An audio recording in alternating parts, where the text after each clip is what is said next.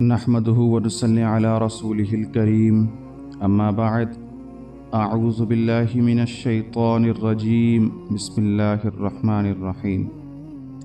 آج ہم صحیح بخاری کی حدیث نمبر 103 پڑھیں گے۔ باب من سمع شیئا فلم یفہمہ فراجع فیہ حتی یعرفہ۔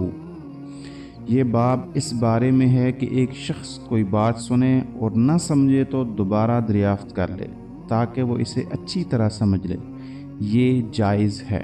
بسم اللہ الرحمن الرحیم۔ حدثنا سعید بن ابی مریم قال اخبرنا نافع بن عمر قال حدثني ابن ابی ملیکہ ان عائشة زوج النبی صلی اللہ علیہ وسلم كانت لا تسمع شيئا لا تعرفه الا راجعت فيه حتى يعرفه۔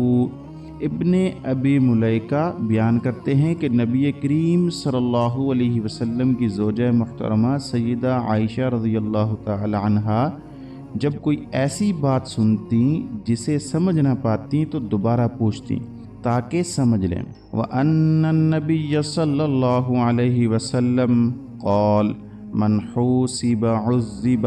نبی کریم صلی اللہ علیہ وسلم نے فرمایا قیامت کے دن جس سے محاسبہ ہوا اسے عذاب دیا جائے گا۔ قالت عائشہ فقلت اولیس یقول اللہ تعالی فسوف يحاسب حسابا یسیرا۔ تو اس پر حضرت عائشہ رضی اللہ تعالی عنہا نے عرض کیا اللہ تعالیٰ تو فرماتے ہیں اس کا حساب آسانی سے لیا جائے گا۔ قالت فقال انما ذلك العرض ولكن من نوقش الحساب يهلك۔ آپ صلی اللہ علیہ وسلم نے فرمایا یہ حساب نہیں ہے بلکہ اس سے مراد اعمال کی پیشی ہے، لیکن جس سے حساب میں جانچ پڑتال کی گئی وہ یقیناً ہلاک ہو جائے گا۔ علم کا شوق۔ حضرت عائشہ رضی اللہ تعالی عنہا کو دین کی گہری سمجھ حاصل کرنے کا جذبہ تھا۔ اگر کوئی بات سمجھ نہ آتی تو وہ بلا جھجک رسول اللہ صلی اللہ علیہ وسلم سے دوبارہ پوچھتی تھی۔ سوال کرنے کی اجازت۔ دین میں وضاحت کے لیے بار بار سوال کرنا جائز ہے جب تک نیت سیکھنے کی ہو۔ اللہ تعالیٰ کے حضور پیشی۔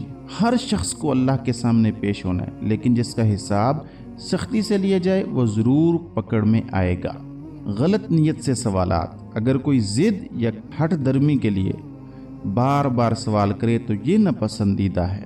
یہ باتیں ہمیں سکھاتی ہیں کہ دین میں سیکھنے کا جذبہ ہونا چاہیے اور استاد سے سوال کرنا علم حاصل کرنے کا بہترین ذریعہ ہے، بس نیت صاف ہونی چاہیے۔